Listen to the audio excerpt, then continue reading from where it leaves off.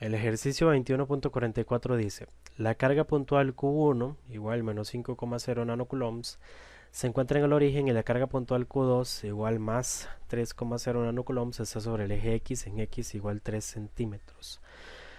El punto P está sobre el eje Y en Y igual 4,0 centímetros. Calcule los campos eléctricos en el punto P debidos a las cargas Q1 y Q2 y exprese sus resultados en términos de vectores unitarios. Y el inciso B nos dice que utilicemos los resultados del inciso A para obtener el campo resultante en P expresado en notación de vectores unitarios. Entonces, ¿qué tenemos? Pues bueno, tenemos que la carga 1 es de menos 5,00 por 10 al menos 9 coulombs, ya pasado a coulombs, ¿verdad? Fíjense que hay que pasar de nanocoulombs a coulombs. Y nos dicen que la carga 1 está en el origen, está en X igual 0 y en Y igual 0. La carga 2 nos están diciendo que es de más 3, esto es un 3,00 por 10 a la menos 9 coulombs, ya pasó a coulombs. Y nos dicen que se encuentra en X igual a 3,00 por 10 a la menos 2 metros y en Y igual 0. Y nos están diciendo que el punto P está sobre el eje Y, es decir, vector unitario J, en 4,00 por 10 a la menos 2 metros. Ok, entonces nos piden calcular los campos eléctricos. El campo eléctrico 1 debido a la carga 1, el campo eléctrico 2 debido a la carga 2. Esto en términos de vectores unitarios. Entonces, ¿qué podemos hacer? Pues bueno, podemos hacer primero un diagrama para saber la situación o podemos hacer primero los cálculos para a partir de los cálculos poder armar nuestro diagrama. Pero ¿qué es lo que pasa acá? Recordemos que cuando una carga es positiva, la dirección de la carga y del campo eléctrico es la misma.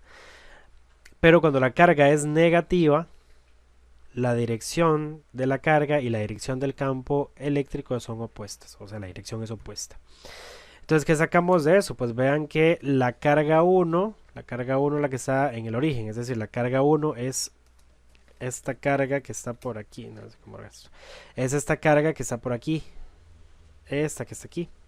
Esta carga 1 es menor que 0, es una carga negativa. Y vean que el punto P está en esta zona de acá, 4 metros. Y la carga 2 está en este punto de acá. La carga 2 es una carga positiva, mayor que 0. Y está en este punto de acá. ¿Ok? En X igual 3,00 por 10 a la menos 2 metros. ¿Qué podemos determinar nosotros a partir de este gráfico? Bueno, pues que el campo, ¿verdad? Que va a generar, digamos, cada carga sobre el punto P, es decir, sobre este punto, ¿verdad? Sobre este punto P, va a tener una dirección. Vean que la carga 2 es positiva, es decir, que la dirección del campo eléctrico generado por la carga 2 va a ir en dirección al punto P. ¿Ok? ¿Por qué? Porque es una carga positiva. Pero la carga 1 es una carga negativa, entonces al ser una carga negativa, la carga va a ir en dirección opuesta al punto P. Vean que el punto P está en más 4. O sea, el punto P está situado en una zona positiva, digamos. Entonces, el campo eléctrico generado por la carga 1 al ser negativo, o sea, al ser negativa la carga 1, el campo eléctrico va a ir en dirección opuesta al punto P, es decir, el campo eléctrico de Q1 va a ir hacia abajo, ¿ok? Eso lo podemos demostrar de manera matemática, ya les voy a explicar cómo. Pero bueno, entonces nosotros tenemos acá la carga 1, ya sabemos que el campo eléctrico de la carga 1 va hacia abajo, es decir, hacia menos J. Tenemos la carga 2, que la carga 2, pues bueno, va a ir ahí en un ángulo. La carga 2 va a tener componente horizontal y componente, o sea, el campo eléctrico de la carga 2 va a tener componente horizontal y componente vertical. Y pues bueno, vemos que aquí se nos forma un triángulo, el famoso triángulo rectángulo, en donde pues bueno, ya nosotros sabemos qué distancia hay de la carga 2 al origen, que son 3 metros, ¿verdad? Perdón, 3,00 por 10 a la menos 2 metros. Y también sabemos qué distancia hay de la carga 1 al punto P, que es 4,00 por 10 a la menos 2 metros. Vean que para calcular el campo eléctrico en términos de vectores unitarios, pues bueno, utilizamos la fórmula del campo eléctrico. En el caso, pues bueno, vamos a calcular primero el campo eléctrico de la carga 1. Vean que es la constante por la carga 1 por la distancia 1 al cuadrado. ¿Cuál es la distancia 1? Pues bueno, ahí la distancia que hay de la carga 1 al punto P. Ok, este punto de aquí a este punto de acá es la distancia que hay de la carga 1 al punto P, que son 4,00 por 10 a la menos 2 metros. Entonces, ¿qué pasa acá? Pues bueno, la constante 9,00 por 10 a la 9 newtons, metro cuadrado, coulomb cuadrado, lo multiplicamos por la carga 1, que es una carga negativa, y lo dividimos entre la distancia que hay entre la carga y el punto P, el punto que estamos tomando como referencia, y pues eso nos va a dar menos 2,81 por 10 a la 4 newton partido de coulomb en el vector unitario J. Vean que estamos multiplicando por el vector unitario J. Este menos de acá nos indica que este vector unitario J apunta hacia la dirección negativa. Entonces vuelvo y repito, podemos nosotros determinar la dirección del campo eléctrico a partir de la teoría, de manera gráfica, o podemos determinarlo a partir de fórmulas matemáticas. Siempre les he dicho, ¿verdad?, que el negativo que se encuentra delante de una magnitud vectorial, una magnitud vectorial, indica la dirección. Recordemos que no existen magnitudes negativas, ¿ok? El menos o el más lo que nos indica es la dirección, en este caso de ese campo eléctrico, ¿ok? Bueno, hacemos lo mismo ahora, pero con la partícula 2 o con la carga 2. Vean qué pasa acá. Vean que para calcular el campo eléctrico, para calcular el campo eléctrico que se genera a partir de la carga 2, tenemos que utilizar la misma fórmula, pero vean que ahora tenemos que utilizar la distancia 2. La distancia 2 es esta distancia que está acá. ¿Ok? Esta distancia que está acá nosotros la sacamos con Pitágoras. Recordemos que para calcular la hipotenusa, ven que R2 es la hipotenusa, la distancia que ocupamos a ver de Q2 a P. Para calcular esa hipotenusa simplemente es la raíz cuadrada de la suma de los cuadrados de los catetos, es decir, la raíz cuadrada de 3,00 por 10 a la menos 2 metros al cuadrado más 4,00 por 10 a la menos 2 metros al cuadrado. Ok, eso nos da 5. Ahora vean que si nosotros proyectamos ese campo eléctrico, vemos que acá se va a generar otro triángulo rectángulo, que es este chiquitito de acá, donde este ángulo que está aquí es el mismo ángulo que está acá. Y si se fijan, el vector unitario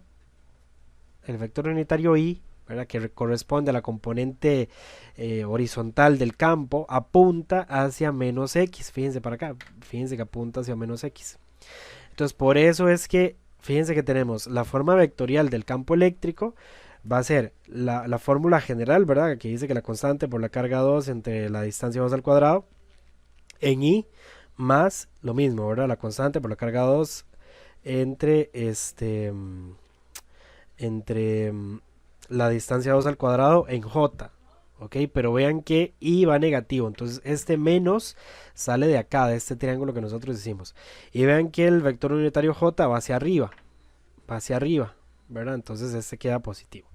Hacemos los cálculos y vamos a tener entonces que pues bueno, lo mismo, ¿verdad? 9,00 por 10 a la 9 newton metro cuadrado entre coulomb cuadrado por la carga, que es 3,00 por 10 a la menos 9 coulombs, entre la distancia, que son 5,00 por 10 a la menos 2 metros.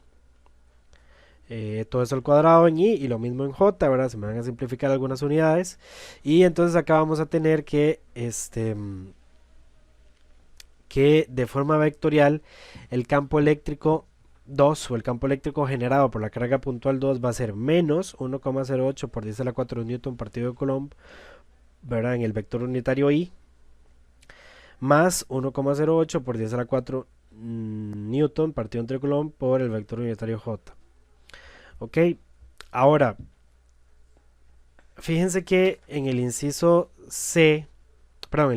B nos piden a nosotros calcular el campo eléctrico total que va a percibir el punto P. Entonces tenemos que sumar vectorialmente el campo eléctrico 1 y el campo eléctrico 2.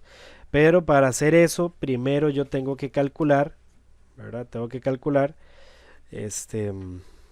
Las componentes del vector, las componentes de los vectores del campo eléctrico 2, ¿verdad? Este vector I, sabemos que está asociado al eje X y el vector J está asociado al eje Y. Entonces, para saber cuál va a ser la magnitud ok, la magnitud de la componente X, multiplicamos este valor que está en el paréntesis por el coseno del ángulo. Y para saber la magnitud de la componente Y, multiplicamos este valor que está aquí, el 1,08 por 10 a la 4 newton partido Coulomb, por el seno del ángulo. Okay, no tenemos el ángulo. Hay una propiedad trigonométrica que nos dice que el coseno del ángulo es igual a la componente X entre la hipotenusa. La componente X la conocemos, es 3,00 por 10 a la menos 2 metros. Y la hipotenusa 5,00 por 10 a la menos 2 metros, ya lo calculamos.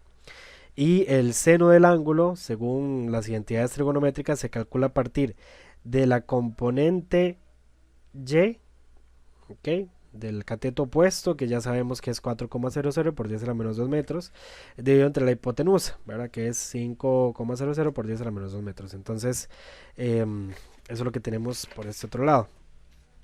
Tenemos entonces que el campo eléctrico 2 va a ser igual a esto que está aquí, ¿verdad? La componente, esta primera sería la componente X y esta segunda sería la componente Y, ¿ok? Entonces hacemos este producto y vamos a tener entonces que el campo eléctrico 2, ¿verdad? El campo eléctrico 2 en su forma vectorial va a ser menos, vean que la componente X es negativa, menos 6,48 por 10 a la 3 newton partido Coulomb en el vector unitario Y, más 8,64 por 10 a la 3 newton partido Coulomb en el vector unitario J, ¿ok?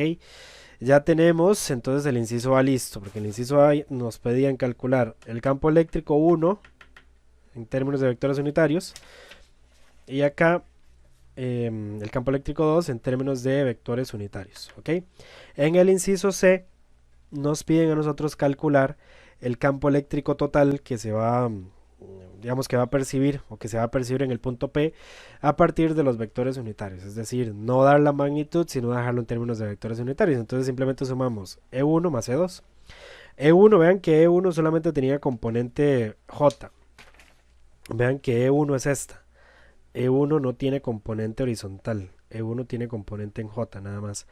E2 sí tiene componente horizontal porque vean que tiene un ángulo de inclinación, tiene componente horizontal y tiene componente vertical. Entonces sumamos E1 y E2, 2,81 por 10 a la 4 newton partido Coulomb, ¿verdad? Aquí es el negativo, está negativo, ¿verdad? En el vector unitario J más el campo eléctrico 2, que es este que está aquí.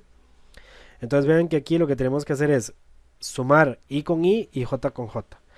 El primer campo eléctrico no tiene I, entonces se mantiene el I. Ok, el I del campo eléctrico 2.